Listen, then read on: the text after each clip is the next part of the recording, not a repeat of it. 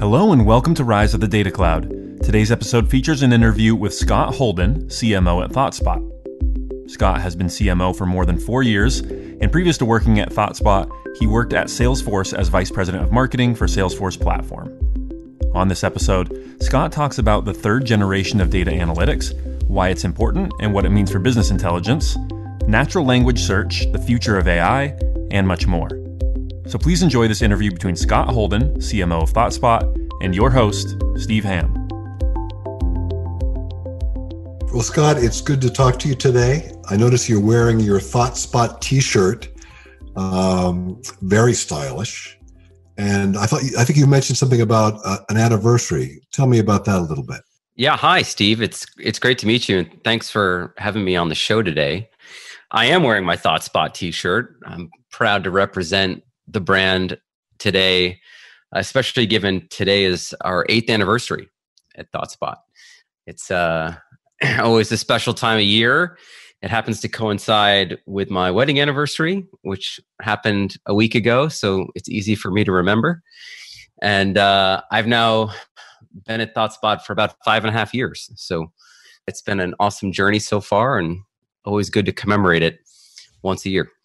So just to go down memory lane a little bit, I noticed that you minored in philosophy at Colgate. And I think that's really interesting. You know, there's a lot of people dump on the humanities, but I was an English major. And I tell people that my college education has served me every day of my professional life. So I'm curious about philosophy. How have you used that mental framework in your professional career? You know, I absolutely loved my philosophy classes in college. It's probably my favorite subject across the board. And the thing that drew me to it initially was logic.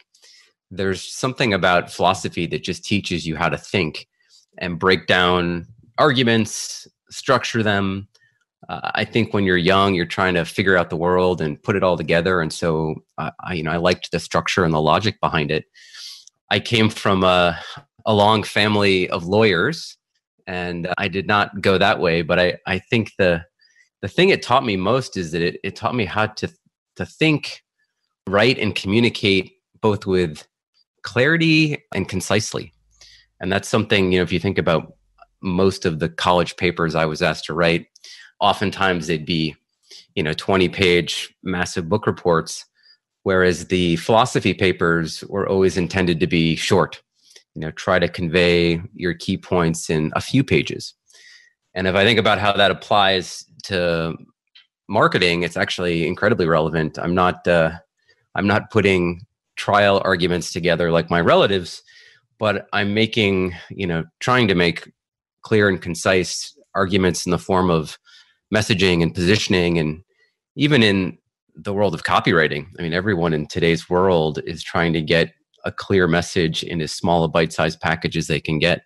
And so, believe it or not, I think, my background in philosophy in some way or another helped me in what I do today. Yeah, well, that's interesting. I had never thought of marketing in that way as an argument, but you're absolutely right. You're trying to convince somebody of something, and usually to buy something. I see you had quite an impressive stint for more than 7 years at Salesforce. What was it that took you to ThoughtSpot? Yeah, I had an amazing run at Salesforce. It was, I joined the company, it was about 1,500 people, and I left 7.5 years later, it was almost 20,000 people. So I saw it through just tremendous growth and got a world-class education, marketing education throughout that. I was lucky enough to lead the product marketing teams for, their core sales product, for their platform business, for the collaboration business. There basically wasn't any job at Salesforce that I didn't have. I ran industry marketing, solutions marketing. I even started out, building the keynote presentations for the CEO, Mark Benioff. I've known Mark practically since he was a baby, in a way. I was a journalist in Silicon Valley all through the 90s. And I first met him when he was running the, quote, PC division, which I think was about 10 people at Oracle. It was probably in about 1994, 95.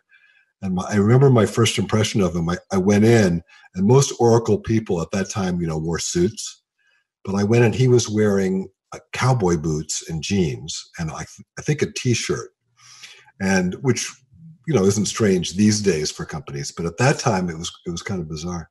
But he had kind of a twinkle in his eye, and I think he always had a good sense of where the opportunities were, and he certainly has shown that in the intervening years. Yeah, it's not uncommon to see Mark, especially when he's relaxing, in comfortable clothes, whether it's cowboy boots or his trademark Hawaiian shirts. But yeah, I had an amazing time there, and the company did phenomenally well. And I think I got to the point where I realized that it was going to probably continue to do phenomenally well, whether I was there or not. And I like feeling a sense of contribution. I like feeling like I have a big impact in whatever I do. And as I looked at my, the options in front of me at Salesforce, I could have thrown my name in the ring to go after the CMO spot there. I could have gone and tried to be a GM of one of the business units, which at the time was actually probably more attractive to me. But I really just love marketing, and I wanted to, continue to get my hands dirty, and I wanted to take on the full responsibility of the CMO role and, live the Silicon Valley dream, start with something small, right, build it into something big, and see the fruits of my efforts in a kind of linear fashion. And so that's what led me to ThoughtSpot. I met the founder and CEO, Ajit Singh, who's now our executive chairman. And, when I was thinking about companies to join, as a marketer, it's, at least for me, it's incredibly important to buy into the vision and the story. And probably most importantly, the problem that you're going after solving in the market. And, my background, I started my career as an investment banker, so a bit analytical. And I'd used all the different analytics products out there in the world, and I thought they were all terrible. I'd had many, many painful experiences. And so as much as I was attracted to the market, I just thought that the technology would never kind of live up to what I thought it should until I met Ajit. And when he talked to me about ThoughtSpot and the vision, I was absolutely sold on this vision of making analytics as easy as your favorite app. It should be as simple as typing a question into a search box and getting an answer back out of your company data. That resonated with me incredibly well. And then the other two key components was that, it's actually it's a really hard problem. There's a reason why, the company was started in 2012 and it hadn't been done before, as obvious, I think, as it sometimes seems to people, is that technically it's a very hard thing to do. And so when I met the founding team, there were 7 technical co-founders, 4 of them from Google, a lot of both UX and infrastructure chops that basically gave me the confidence that, this group of folks could really solve what is a very hard problem. And then third, it was the culture. And, at ThoughtSpot, we define our culture as selfless excellence. We put the customer and the company and the team ahead of the individual. Let's strive to be excellent in everything we do. And, it's a group of incredibly smart and driven people, but also a group of just incredibly humble people. I think that's what stands out most, is that, there's a lot less ego and attitude that you might find in some Silicon Valley companies, which is incredibly refreshing and motivating for me. It's interesting. I found that to be true for Snowflake when I first started meeting the team back last December, especially the founders, very humble. Yeah, it's funny. I think it's a trend too in corporate America and in trickling into Silicon Valley, being hard and aggressive and take no prisoners type attitude, I think served companies well for a long time. But you're starting to see it more and more in Silicon Valley, where humility and leaders and executives, companies treating employees and customers like real people and being a little bit more thoughtful in our human interactions. It's a positive trend. I'm excited to see it developing. Could you start by describing ThoughtSpot's business and its technology? Yeah, absolutely. So ThoughtSpot is a next generation analytics platform, if you want to kind of put us in a category.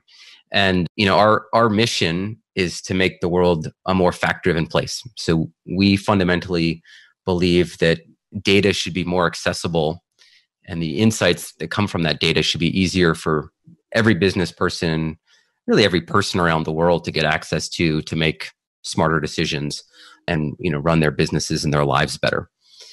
And I guess if you try to unpack that a little bit and get to know why we're different, why are we unique to the other analytics companies that are out there, most of the analytics world over the years has been built for technical people.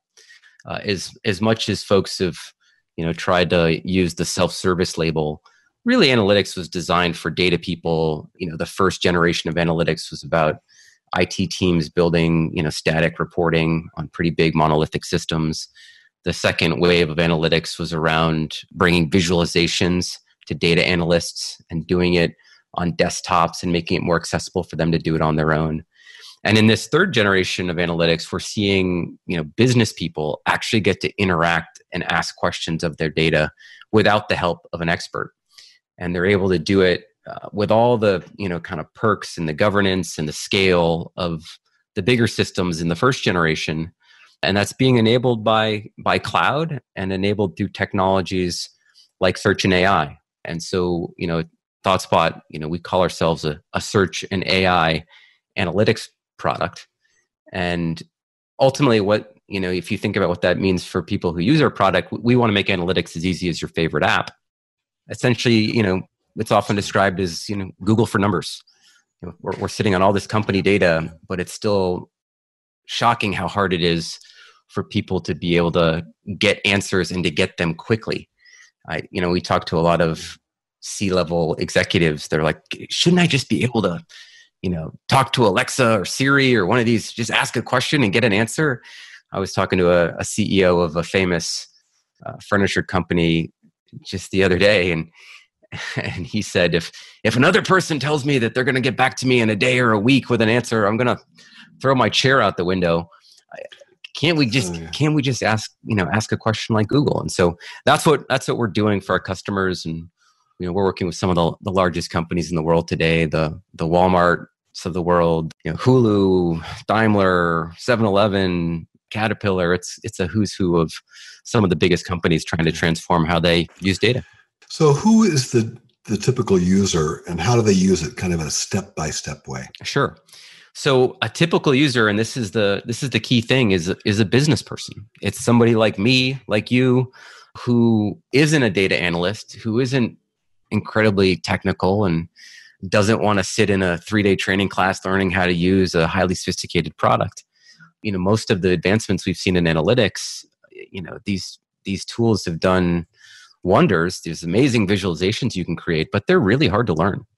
And so ThoughtSpot, if you can use a search engine, you can ask questions of your data and get an answer. And better yet, the next kind of big evolution in our industry is what we call AI-driven insights. And that's where you can actually get an insight served up to you before you even have to ask. And that's where, basically the system is constantly monitoring large streams of data, understands you, understands your preferences, understands the types of questions that you tend to ask, and provides you with insights about what you would care about before you even have to. And that, for business people, if you think about a lot of us, you can kind of get stage fright being, looking at a blank search box. So what do I want to know? And, AI has an incredible power to be able to, start the ball rolling down the path of data discovery and to do it in a really efficient way over lots of data volume. It seems like there's a convergence between kind of machine learning, AI people, and business intelligence people. And I believe that your company, in the early days was classified as a BI tool. How do you classify it now?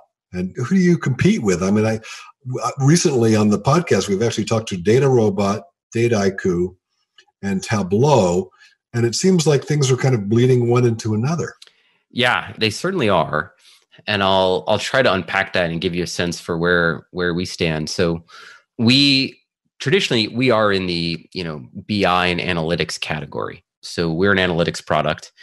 And as I said, it's what has made us stand out is that we've targeted very uniquely a business person who, and this is the big difference, in most analytics products, the business person is a passive consumer of analytical insights created for them by data analysts. In our world, we see business people being the hero of the narrative, where they should be able to ask their own questions and actually be a creator of their own insights. And that's a fundamental, shift from where the analytics market has been. And so, we're still an analytics company. We're just trying to be one that's 100 times easier to use than something like a Tableau. Probably Tableau or Power BI. Those are the two biggest companies in the classic BI space. Those would traditionally be the companies that we would compete with. But we're going at things just very differently from them. And so oftentimes you'll have, companies that we work with, they already have Tableau, they already have Power BI. And if they're still struggling to get, answers on the fly to business people because it's, they're waiting on analysts. Not everyone has an analyst at their beck and call, particularly on the front lines. And, typically the C-suite likely has an analyst that that does their bidding. But if you think about all of the salespeople, the marketers, the customer service people, the folks managing the logistics out in the warehouse, they don't. And for them, they likely won't get one all that soon either. And so if you can make analytics easy enough where they can get their answers themselves or have AI serve them up answers without them having to ask, you fundamentally change the volume of insights that are floating around an organization and can make, a business more fact-driven, smarter, and all the goodness that comes from using all this data that we're sitting on top of come to life. Yeah. How would a manager of a physical warehouse use your tool? I think now is a really good time to look at that, right? We're recording this show today in the COVID era, where the world's just fundamentally changed over the last couple of months, and supply chains have been disrupted, and businesses are reeling, trying to figure out how to adjust to this new normal. I'll give you an example of one of our customers. I won't share the name, but it's one of the world's largest sport shoe manufacturers, and I'll give you an example where it ties back to their supply chain. So during this whole COVID scenario, they were looking to launch a new shoe. And one of their marketing managers, not a data analyst, was served up an AI-driven insight from ThoughtSpot that showed her that the shoe they're planning to launch has a shoelace was being manufactured from one of the heavily impacted regions in China, where the shipping times and the production was significantly delayed. And that's something that I'm sure somebody probably knew that on the supply chain floor out there in China, but making its way back to the marketing manager who's planning all of the marketing collateral and the websites and the flyers and the advertising spend, that person probably wouldn't get alerted to that as quickly. And so to have a system that's running across all this data, be able to pick out an insight and say, hey, you might have a problem here. They actually delayed the launch and knew that they had basically a single point of failure, the classic bottleneck in the supply chain that they needed to wait for if they wanted to have a successful launch and not, create a nightmare scenario where they've launched a product that their customers want that they can't fulfill. So hopefully that gives you a sense that, this is a world where that probably wouldn't have happened without the advancements to some of these technologies. That's a wonderful example.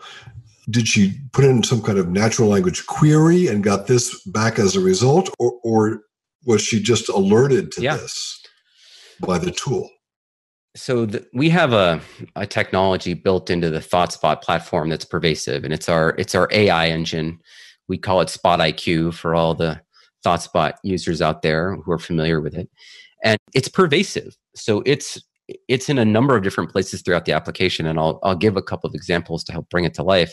So when you log in, our homepage looks a lot like YouTube or Spotify. There are insights that you've looked at most recently in the form of charts or tables. There's things that other people are looking at. You have the ability in our system to follow metrics. And you also have right there, it's in essence like on YouTube, it'd be recommended insights. We call them, Spot IQ AI driven insights that are served up to you on your homepage. And so you can find them there, and it's, it's based on the types of data sets that you tend to look at. It's based on data sets like other people like you that have a profile like you in the system look at. It's based on queries, like natural language queries that you might have asked in the past. And so we're constantly serving those up for you, like right on the homepage when you log in. If you then go ask a question of ThoughtSpot and use our search engine that we're so known for, right at the bottom of the search result, you'll also have related searches, if you will, which are, again, AI-driven insights that could have, I don't know the precise place where this woman saw it, but it could have been there related to another query that she'd asked.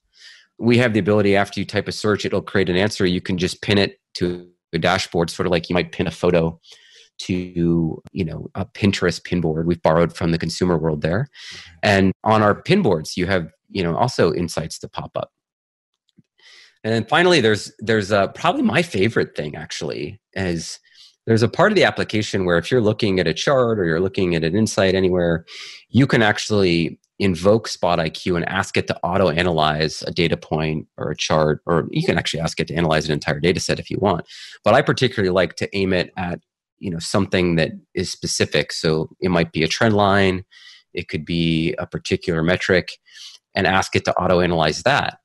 And what happens in the background is that this is where the power of cloud and massive compute basically goes out and crunches all of the data behind whatever data point I'm looking at, and will essentially run drills in every dimension that the data exists, and then apply a number of different algorithms on top of that to highlight insights based on my preferences that are likely to be relevant to me. And so in a matter of seconds, it basically builds for you an entire dashboard of, it could be 40 insights, depending on how you set it up. And we often describe it as it's like having the power of 1,000 analysts in your pocket. It's to borrow from the famous iPod metaphor, but it literally does the work of 1,000 analysts in seconds. And that, to me, if you're trying to understand the why behind why are we behind, why are we ahead, what caused that dip, or what caused our business to go in a new direction, it's incredibly powerful, because essentially it's a why engine at the click of a button.